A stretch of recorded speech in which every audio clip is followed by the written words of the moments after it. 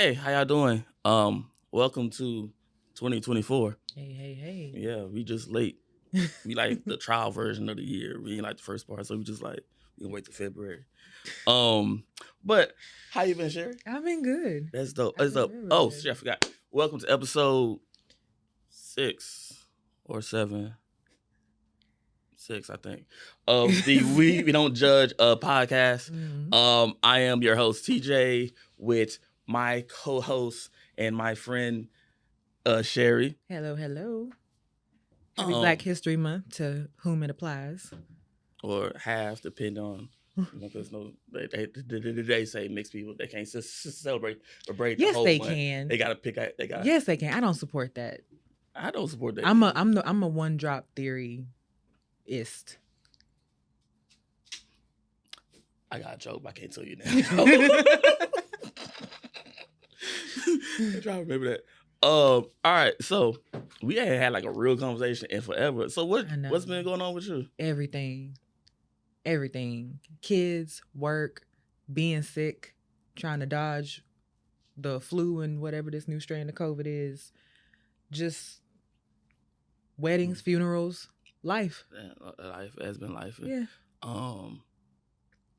I was sick sometime in January. It wasn't COVID or the flu, because that when I go to like my doctor's appointment, they press you to get a flu shot. Yeah. So you walk in, hey, you want a flu shot? Hey, you want the COVID shot? Sign in with the nurse. Hey, you want a flu shot? So you're like, no, fuck it, just give it to me, please. Leave me alone. Stop asking. So I know for sure it wasn't the flu or it wasn't COVID. I think I had like a tonsil infection. I don't know. I was fucked up though. It was like a whole week. I was like fucked up. Yeah. But we had a real fun January. We went to Clitorit. I went to a play party in Dallas. That was fun. Tell me about that. I didn't actually get the rundown of that. We went to Red Room Dallas, which is a Black-owned dungeon. The Austin Black Poly and Play threw the party. I think that's their name. I might have missed some letters. It's long as fuck though. Okay. They did the party. So a couple people from Houston went up there with me. Nova was there. Shout out to Nova. Shout out to my nigga Nova. She's a trooper. She tapped, but still, she's a trooper. My partner went with me. A couple of people we haven't met yet. Well, no, you met some at Clear. They went there and had a ball. I didn't start a orgy this time. I really wasn't trying. I mean, like, I thought about it, but it really seemed like it was the vibe. Maybe my next one, I'll see if I can, who knows. Facilitate. Okay. Yeah. But I had a blast. Is giving out orgasms and having good scenes. But the funny thing is, so like when they start the party, like everybody's like standing around, right? And he's like, hey, all right, so ask for like the wildest thing, and the person you ask to gotta say no.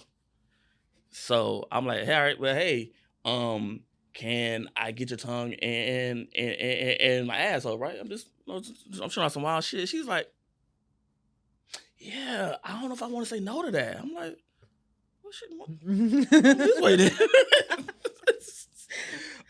But the play party in Dallas was a good time. Then we went to Clitorit event, high frequency. That was so fun. I didn't find the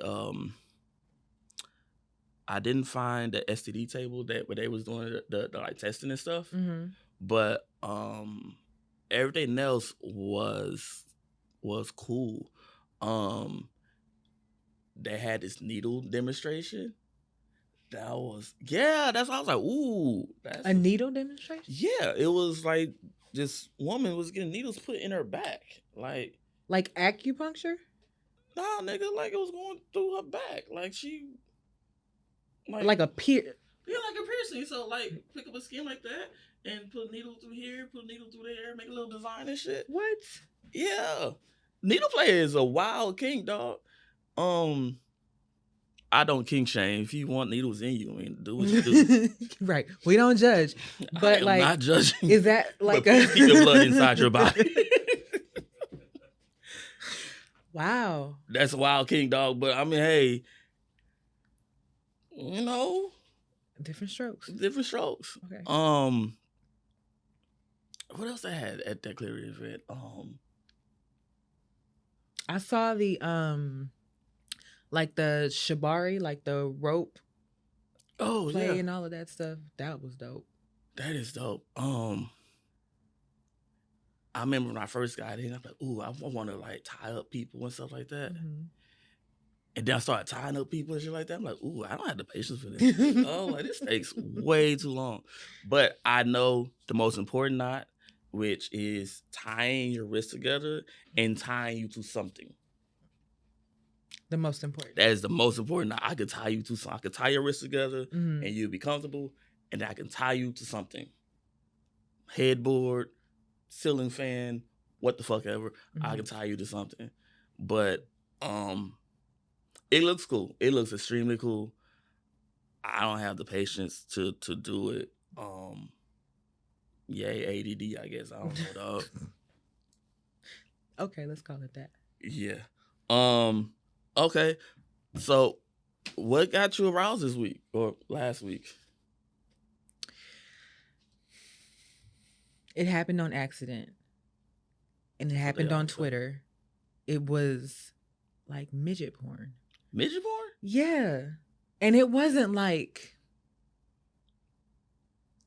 I feel like I'm gonna fuck it up trying to explain it. But it wasn't the little person that I was attracted to. It was the creativity that you can do.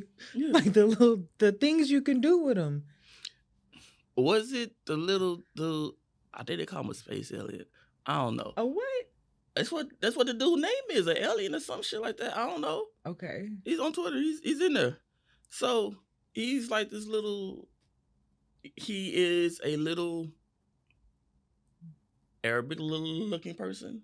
Okay. A middle Eastern looking guy. Okay. And they have him in this little van, right? Mm-hmm. And in the van, it's these other porn stars. He's like, oh yeah, I know you from high school or, you know, whatever they want to say. And they talk for a little bit and they be like, hey, well, so what you want to do with her? And then he be like, oh, I want her to do this. And then like, she started doing that. Then he started like banging them out and shit. And like, I don't know if that's the midget porn you came across. No, it wasn't that one. But it was the creativity that turned me on. Okay. That's dope. I need to find. I want to see. I'm curious. I'll see if I can. I'll send it. Send it to me. Look at it. I'm curious. What aroused me last week was I got some extra money.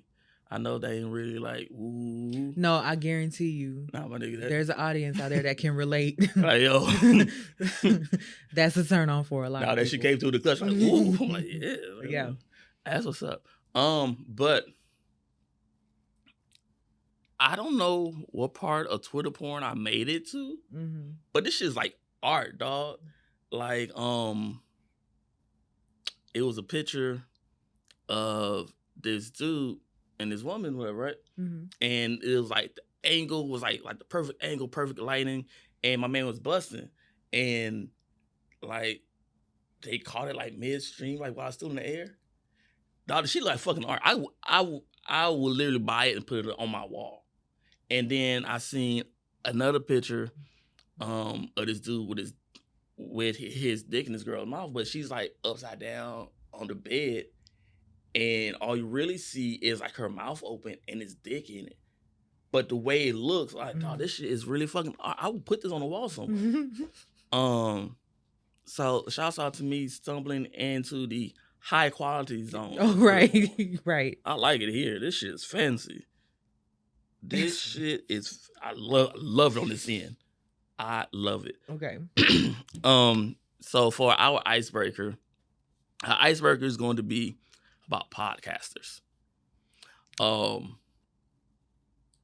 And I hope we never go viral and get looked at like this, because we got the lady that's like, you gotta make $50,000 a date.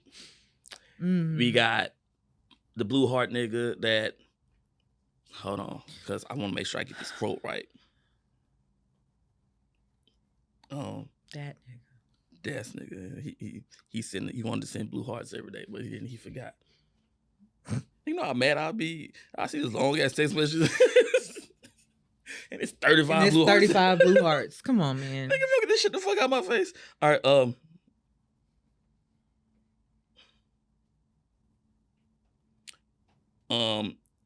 excelling and overcoming him having a baby on his wife's marriage. I mean, I see this as one of those things where it's like, you have the right idea, but your execution was like piss poor. It was trash. Piss poor, trash, same, no different. Trash. I see the idea of, because so like, dude was supposed to be a motivational speaker, but I guess the podcast host did not vet him and make sure he knew what he was talking about. Right. Vetting is important in multiple things. That is a life skill. It's a life skill. It's a lot of people that went viral this week because they had piss poor vetting. Arisa Tisa. I didn't watch it, but I've heard. I didn't make it all the way through. I'm still.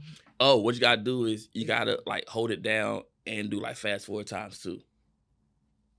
Okay. I'm not watching that shit, but that's what somebody told me to do. And I'm like, well, just give me the Cliff Notes version. I don't want to blame her, because that nigga, this is, I don't want to say a like exceptional liar, but it's also, I feel like that kind of goes in hand with, you know, how people will say to women explicitly about choosing your baby daddy, like you chose wrong. When in reality, if you don't already know what to look for, you don't know what you're looking for. And there's multiple versions of people that they present to you. Yeah. And it doesn't happen all at once. Because like, I believe people are honest, right? So if you come to me and be like, hey, I got such and such and such, I'm going to believe you until you show me that I don't need to believe you anymore. So I can see how, if a person comes to you, is saying the right things and doing the right things, you can be like, oh, but shit, my nigga's doing the right, because he was also paying the bills. He's paying the bills. Niggas paying the bills some kind of way. But then again, this is Atlanta. Atlanta's not a real. Let me tell you, Atlanta is a real place. Atlanta needs to be studied, dog. I feel like Atlanta is the Hollywood of the ghetto. Atlanta is a nigga fairy tale. Yeah. It has to be a nigga fairy tale, because, well, everybody's scamming. I was on Twitter, and there's this girl that would do your retwist naked. I kind of want to do that, because I'm just like, oh, right, but it's a market for it, so you can't. It's a market. I remember somebody was like, was selling house cleaning, but they was doing it nude. Oh, I'm here for that. Kind of, sort of. I mean, if I'm really here, but like all people that ever cleaned my house when somebody was really like looking at whatever. But I'm like, are you really gonna wash these dishes though? Like, you really gonna like scrub these plates? Knock yourself out. I'm not for sure about the whole naked thing, because I'm not gonna be watching you the whole time. That's creepy. But for some men, not even men, for some people, it might be a comfort thing. In that moment, for that hour or two or whatever, that this woman or this man is walking around the house naked and cleaning, for them, it might give them a sense of normalcy if in real life they're very lonely. And they could pretend in that window that it's their partner just walking around the house doing whatever. And they get to live a little fantasy. I mean, I guess maybe. I don't. Okay, no, I guess I can see that. I can see that. I can see it being like a comforting thing. Like, ooh, I got somebody here that's naked. Actually, you know what? Let's roll this right into our main topic. We're doing Black Love Part 2. As a Part 1 that's out there, I gotta see if I can figure out how to put it on the thing, because that was link it to this one, yeah. To link, because that was a good show we did. That was a good show. Good times. All right, so we're talking about Black love. We are bringing it back. What do you think, or how do you see the state of Black love right now?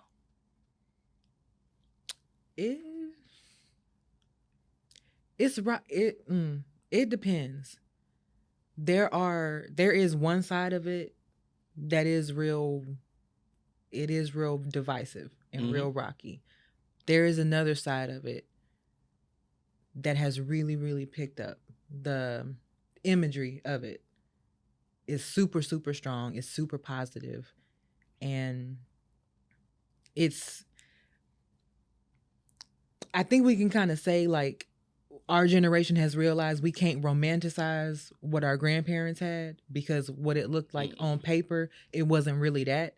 And it's not until we got old enough to sit at the grown folks table that we was really able to look and see what was really happening. Yeah. So we've dismantled the romanticizing of that.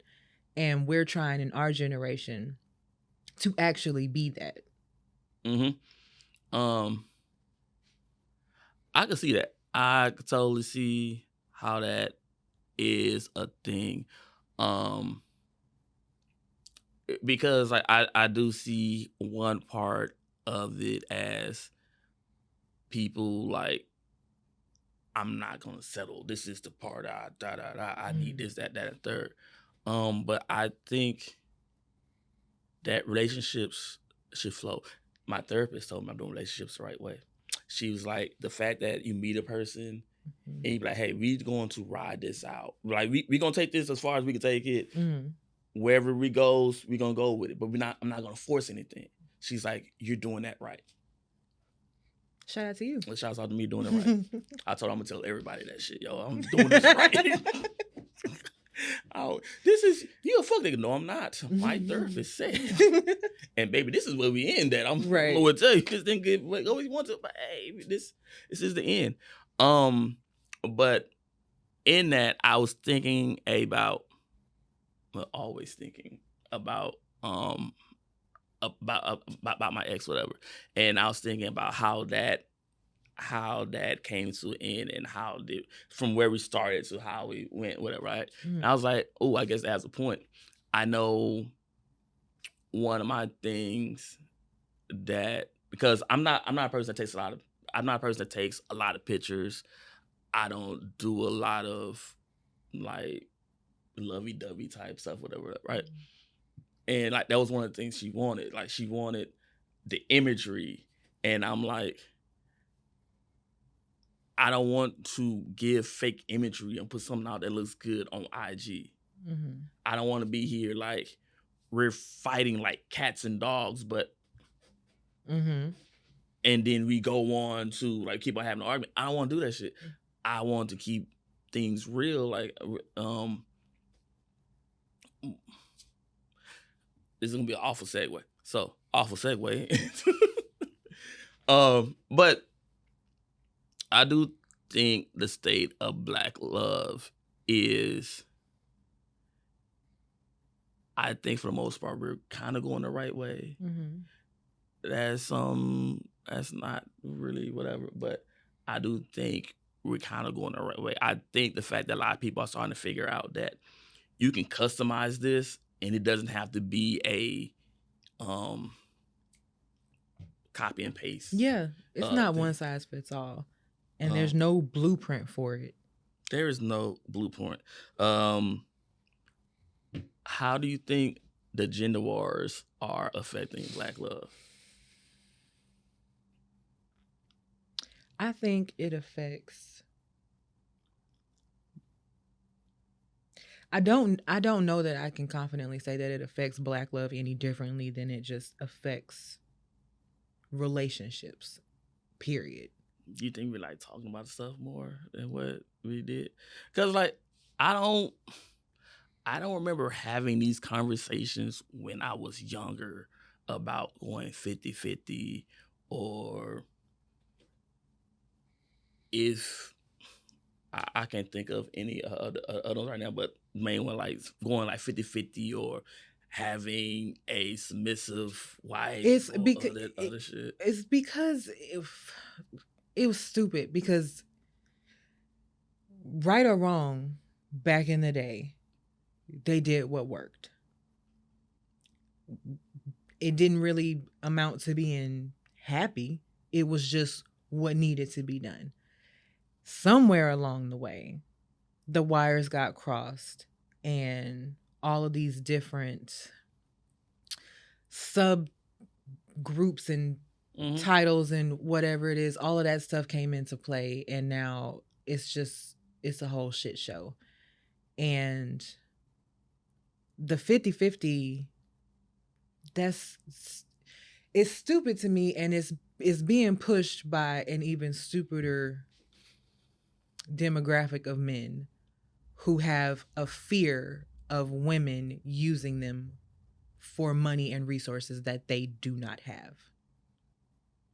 You've adopted somebody else's narrative and applied it to you, and it does not apply to you. Because you can't want to go 50-50 and be head of the household. Those are contrasting things. Damn, that made me 50-50 nigga. No, okay. Because I think that when it comes to 50-50 or whatever it is, I think you should do what's best for your household. As long as these bills get paid, right? It don't matter who do because my 50 might not look like your 50, but it's 50 of what I have. The problem is they're not looking at it with that lens. They're like, it's like 50-50 straight up and down the middle. Wherein you want that, and it's okay to want that if that's what you want, but you also want submission. And to me, those are opposing ideals. Like Tyrion Lannister says, a man that is king.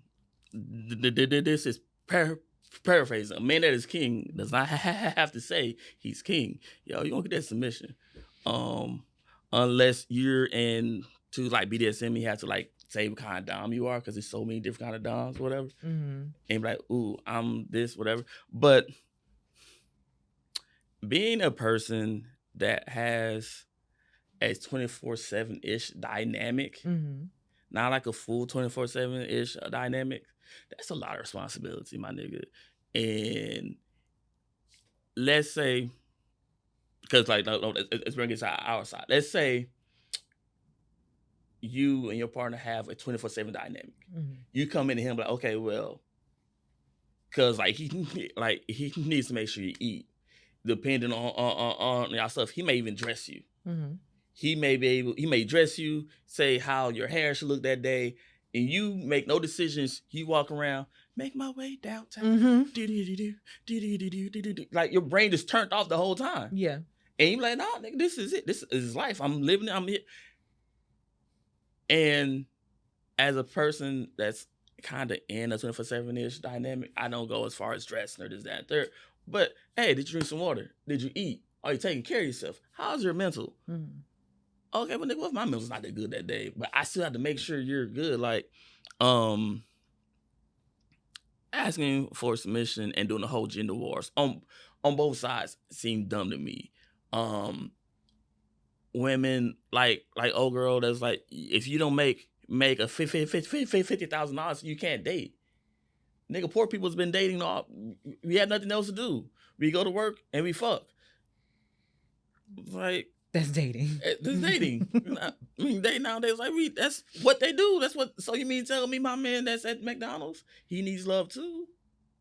And I feel like the social media part or whatever is like saying, well, if you don't make this much, you shouldn't date, or you're like worthless. Or if you want to pursue your dreams, career, whatever, you can't do it because you don't have enough money to date. I'm a cook. My dream career was to be a cook.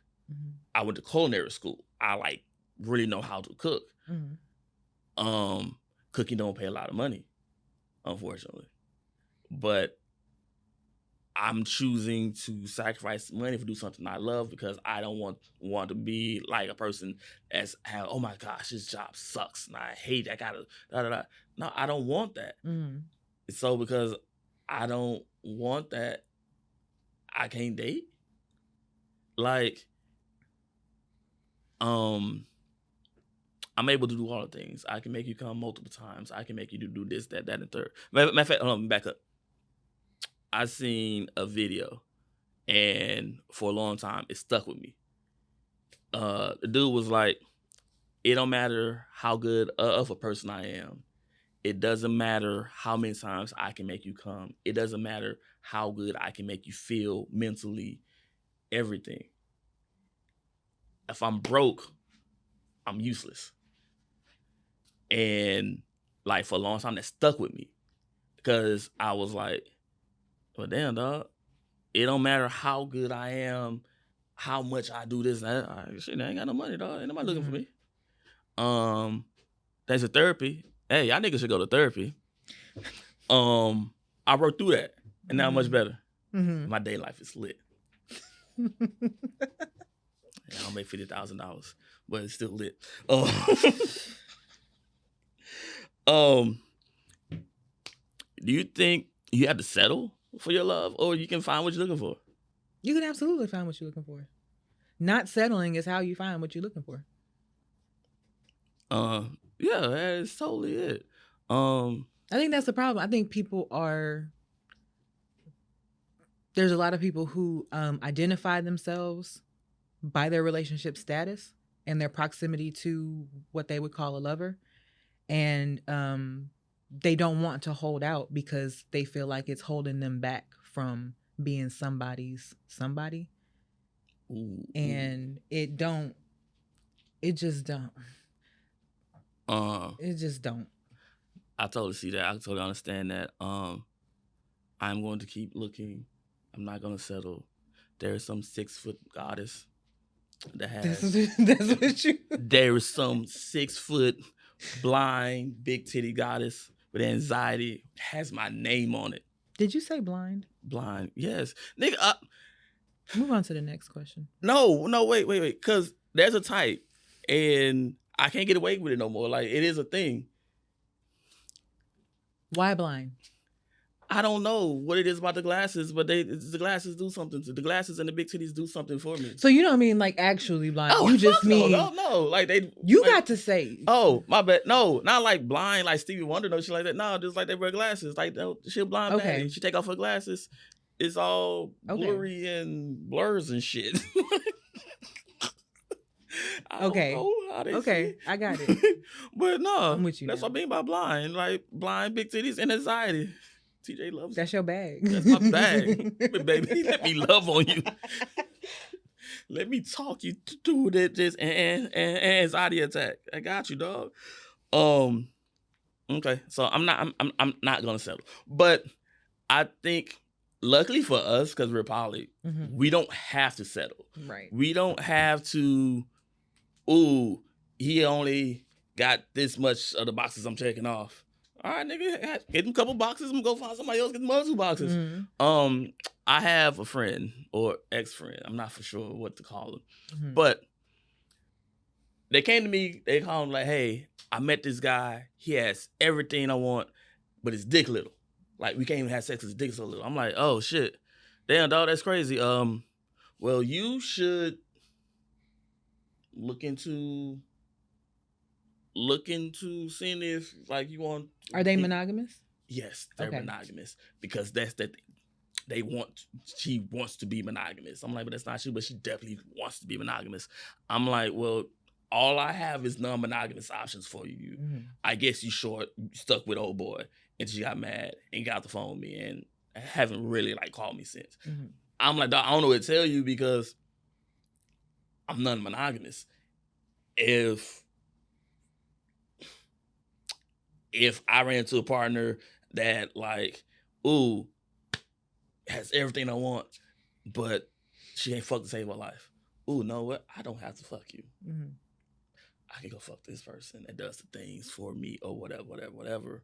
Like and still love you. Yeah. Like I can, even though I don't see it, I can date a totally vanilla person. Mm-hmm. Not a problem because I have someone over here that wants to do the shits, that's down with the shits. And when I'm ready to go do the shits and be down with the shits, I'm gonna go over there and have fun and stuff like that. Even though non-monogamy is not for everyone, it's a lot of work. Mm-hmm. It's very hard. Take the relationship troubles you have with one person and then multiply it by 2 or 3. And Christmas and Valentine's will break you off. Oh my God. Yeah. As much as I like the relationships I'm in right now, I low-key hope 1 or 2 fall off before Christmas. Oh shit. Like just cause we need to edit that part out. Yeah, I might. But you know, life might happen. You know, I might get rich. Who knows? And then like, ooh, that should have been the statement. That should have been the statement. That should have been the statement. Oh, okay. Christmas gonna break y'all niggas off though. That's crazy. Oh.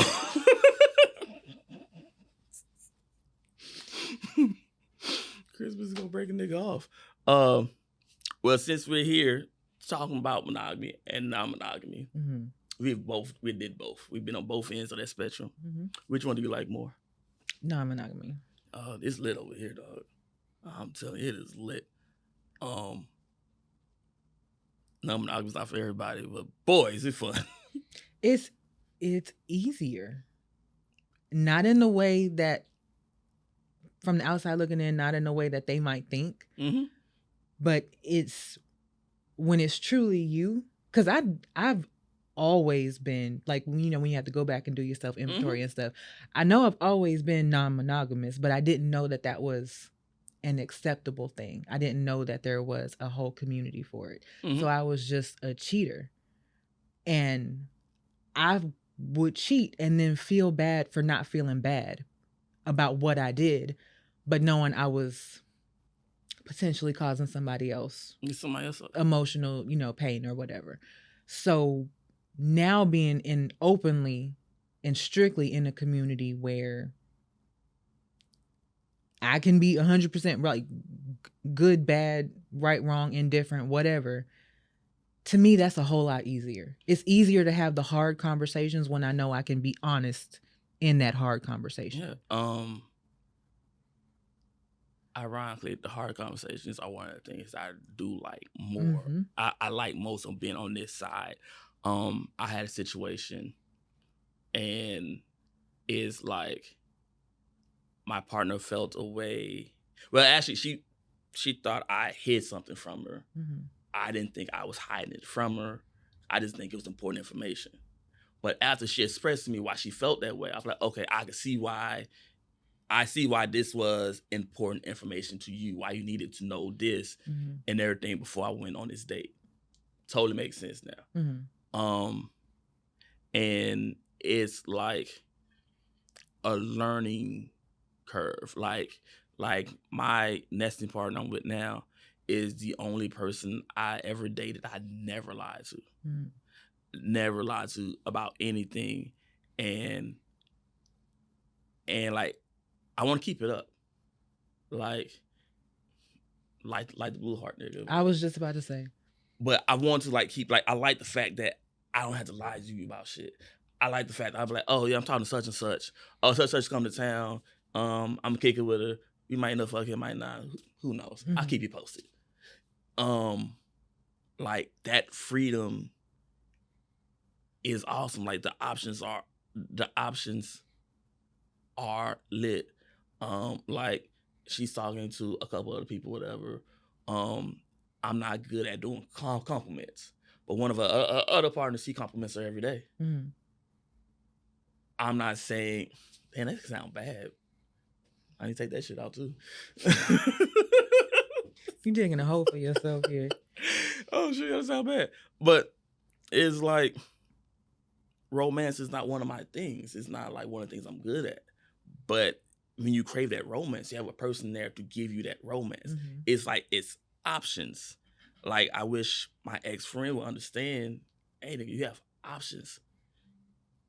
You say you want to be this way, but you really this way. I think like I'm glad like society or whatnot is becoming more open to the idea of non-monogamy. Because it's making it a little bit easier. Like it makes it a little bit easier to like move and navigate without having to be like, oh my gosh, these people looking at me. I went on a date last night with 2 women. It was lit. It was cool. That tip, yo, black businesses. I'm sorry, I'm getting off on the rant. Black businesses, yo, please stop putting the tip in the bill. Like, I'ma tip you, dog. It's coming. Don't put 20% or 30% or whatever on the bill talking about, oh, yo, that's their tip. What if the waitress sucks or the waiter sucks and he doesn't do the thing I need him to do? You have a point. I don't mind the tip being included in the bill, but I do expect that service throughout. And if it's not, I'm not shy about having those conversations. I'm like, oh, that shit's annoying. And as a person that works in the back of the house, I'm back of the house. They pay me. They compared to other people in the restaurant, I get paid if no one else does, right? I was like, you just gotta work hard, I guess. I don't know, but yo, stop putting 20% in my bill. Like, it's off the muscle. Like, nah, nigga, you wasn't that good. But anyway, the point is like I'm out.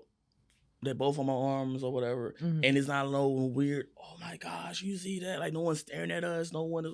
Nah, we just sitting there on a regular date, like people who go on dates. On dates, yeah, like twosome. Yeah. Oh, and then another part about like non-monogamy I like is I get to keep doing my favorite part of the relationship by process, which is the beginning, which is the get to know you part. And that's mostly because yes, dating is ghetto, and sometimes I don't have the patience to be like, ooh. All right, now let's do this introduction process again. Oh man. Okay. Where do you want your love life to end up? Like, what is your ultimate goal or ultimate picture or whatever? I can't say that I have one. Do you mean like as far as dynamics or my existing? Let's go with dynamics. Or let's do both. Well, I do still very much want a girlfriend. I would love a meta that is genuine and we really truly can get along. I think I have a capacity for another boyfriend too. Yeah.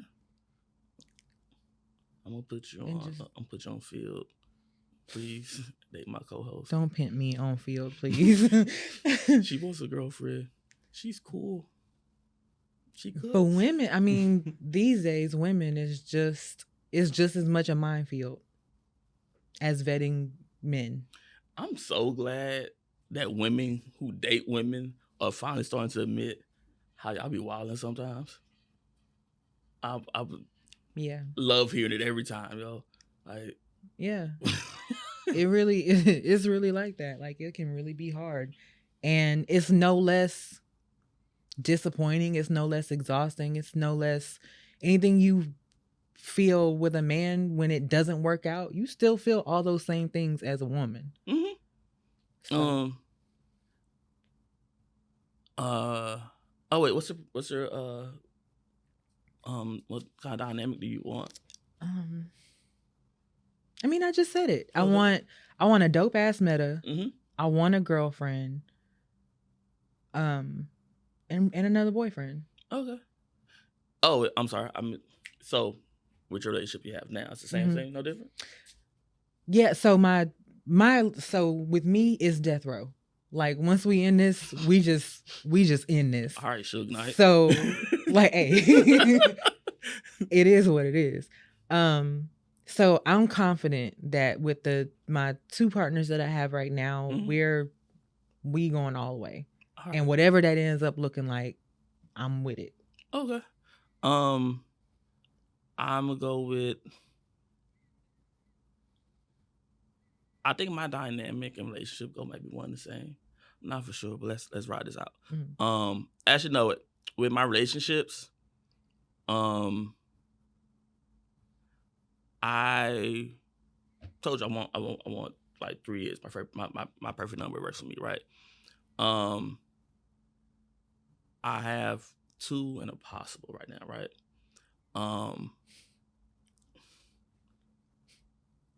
This would be so much easier if there was one of the cameras. I could use names for this shit. But I want to keep growing with like you know, my nesting partner, my life partner. Mm-hmm. We might get married for legal reasons, whatever. Mm-hmm. But I want that to keep going. I do want her. I want her to find a meta for me that I could be chill with. Like we just cool, like we best friends, whatever. Mm. I mean, we gotta be like best friends, but real cool friends. With the way the prices of houses is going, I really want us to get like 4 people. We're gonna be splitting this mortgage 4 ways. And I will use the lessons I learned from watching the first Poly House, of watching your Poly House, mm-hmm. and make sure you have rules in this Poly House. Rules. Polyamory. I don't think... Very important. What I will say, I don't think that lack of rules is what undid my Poly House. Mm-hmm. I think it was a lack of respect. Okay. I can see that too. I can see that too. So like I want a Poly House and we bust this mortgage down 4 ways. My partner wants to have a baby. I don't know if I can give her that baby, even if I reverse the vasectomy, this, that, and the third. I don't know if I can give her a baby. Mm-hmm. I want her to have a baby. And if it's me or the meta, that's the babies, that it doesn't matter. That baby's gonna be raised in love, mm-hmm. right? That's where I want my relationship to like end up. Okay. My perfect dynamic is me dating 3 other women, however, or multiple play partners. I don't know, but it's going to be like relationship anarchy, like get in where you fit in. I would like you to stay here, but if you don't want to stay here, or if you can't fit in, it's fine, dog. We can still be cool. I'm not gonna be like, oh, move. I can't have you. No one else can. Mm-hmm. That's crazy. Okay.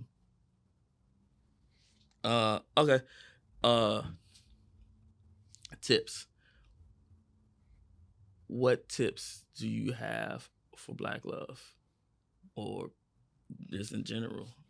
I feel like I've said this before, but it comes into play here, is have the hard conversations. Mm-hmm.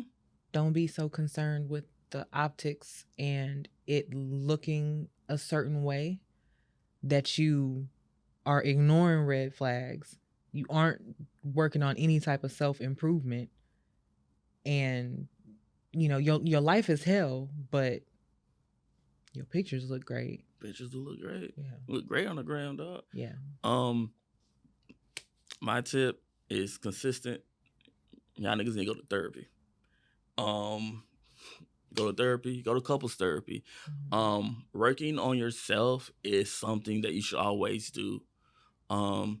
If you want to be monogamous or non-monogamous. And you should make love however it fits to you and your partner or partners. Don't try and put it in this cookie cutter shape. Nah, make it be like however it fits. What works for you works for you. It don't have to work for everyone else.